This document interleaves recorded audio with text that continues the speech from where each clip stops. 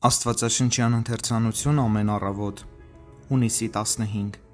և Սառան ասաց. Աստված ծիծաղեցրեց ինձ, ով որ լսի ինձ հետ ծիծաղելու է։ Ծննդոց 21:6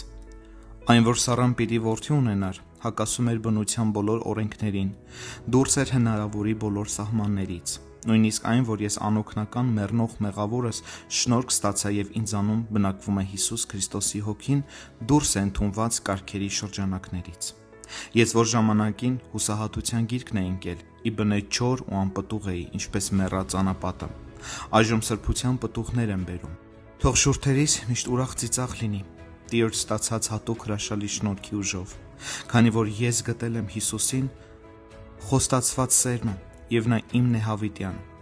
Այսօր ես Տիրոջը տոնական սաղմոսներ եմ երգելու, քանի որ նա հիշել է ինձ իմ նվաստության մեջ, և իմ սիրտը ուրախանում է Տիրոջ, իմ եղջյուրը Տիրոջով բարձրացավ, բերանս լայն բացվեց իմ թշնամիների վրա, որտև քո փրկությամբ ուրախացա։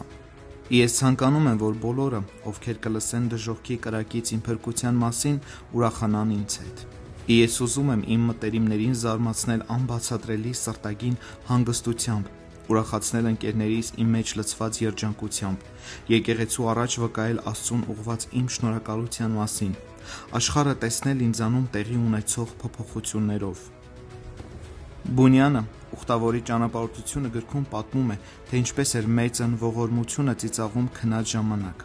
և զարմանալի չէ, քանի որ նա երազում տեսնում էր Հիսուսին։ Իմ ուրախությունը դրանից պակաս չի լինելու, քանի որ իմ սիրելին իմ ամենօրյա մտորումների թեման է։ Տերն ուրախության խոր օվկիանոս է,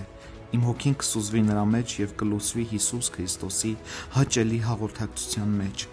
Սառան նայելով Իսահակին ուրախ ծիծաղեց, և նրա բոլոր ընկերները նրա հետ ծիծաղեցին։ Թանկագին հոգի, նայիր Հիսուսին,